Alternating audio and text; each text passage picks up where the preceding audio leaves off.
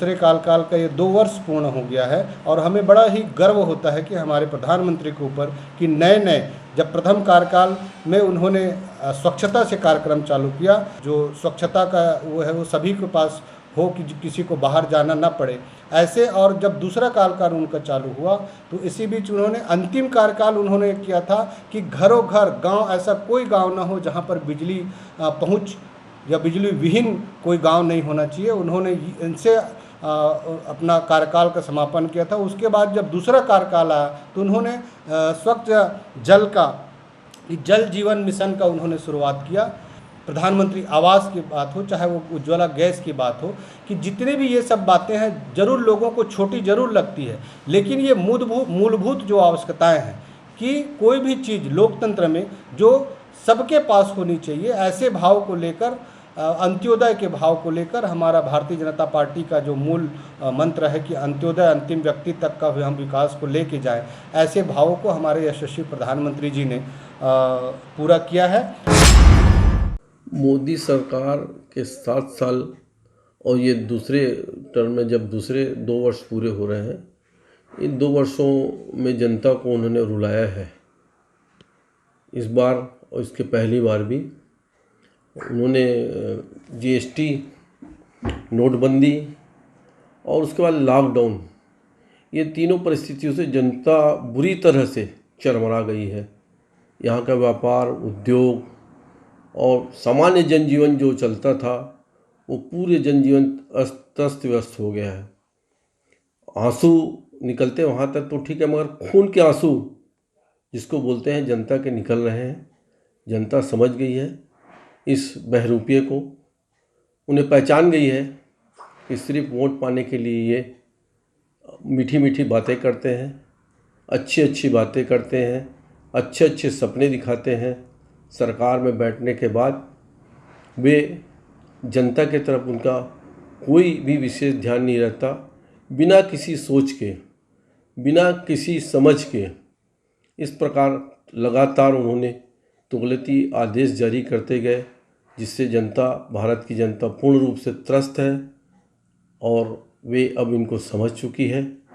आने वाले समय में निश्चित रूप से मोदी जी को, भारतीय जनता पार्टी को आईना दिखाएगी।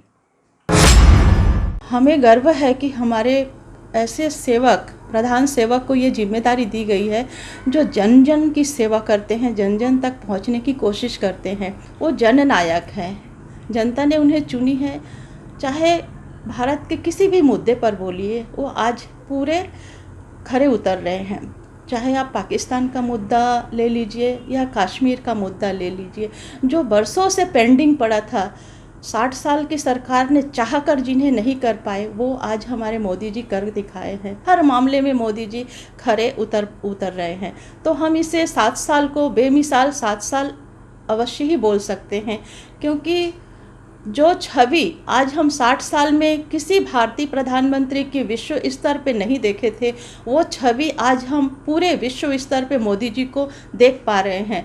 अगर विदेशों में जाकर मोदी जी की वाहवाही हो रही है तो यह पूरे हिंदुस्तान की वाहवाही है, ना कि सिर्फ मोदी जी की वाहवाही है। ये जो 7 साल है, ये पूरे भारत देश का काला दिवस मैं मानता हूँ। ये मोदी सरकार निकम्मी सरकार है और इस 7 साल की सरकार को, 7 साल के इनके कार्यकाल को मैं काला दिवस मानता हूँ। आज हमारे देश में इतना भयंकर कोरोना काल है, दूसरा लहर जो WHO ने बताया था कि दूसरा लहर भयंकर खतरनाक आएगा, मोदी सरकार सोई रही, राज्य सरकार के ऊपर डाल दी। वैक्सीन तो केंद्र गवर्नमेंट सप्लाई कर रही है, राज्य सरकार थोड़ी सप्लाई कर रही है। ऑक्सीजन के लिए जो परिवार भटका है, जिसके परिवार में मृत्यु हुई है, उस परिवार में जाके पूछो तो आपको 7 साल का इनका काला दिवस बोलेंगे। फिर मोदी जी ने जो भी कहा वह इन 7 वर्षों में पूरा करके दिखाया है। बनिस्बत हम देखते हैं कि कांग्रेस की जो पूर्व सरकार, जिन्होंने 60-65 साल राज किया, और उसकी अपेक्षा आज हम देखते हैं कि यह 7 वर्ष वास्तव में, आज देखिए कि भारत जो देख गया है, सबका साथ सबका विकास की ओर गया है। भारत एक समृद्ध देश बड़ा है। आज विश्व में भारत देश का ओहदा कहना चाहिए आज पूरा विश्व स्तर पर पहुंचा है। मोदी जी जो है अंतर्राष्ट्रीय नेतृत्व की ओर बढ़े हैं। आज भारत देश जो है हर दृष्टिकोण से, या फिर आप अर्थव्यवस्था का ले लो या फिर सुरक्षा के मामले में ले लो, हर चीज़ में आज भारत जो है मतलब देश विश्व के अग्रणी देशों में आज शामिल हो गया है। ये कह रहे हैं 7 साल बेमिसाल। बहुत शर्म की बात है। इन 7 वर्षों में आपने देखा होगा, सबसे पहले यदि हम ले लें महंगाई की बात, तो महंगाई पे तो बात करने लायक ही नहीं छोड़ा है सरकार ने। किसी भी चीज़ को आप ले लें और कंपेयर करें 2014 से पूर्व से, तो आज किसी भी कीमत की जो वस्तु है वो कहीं ठहरती नहीं।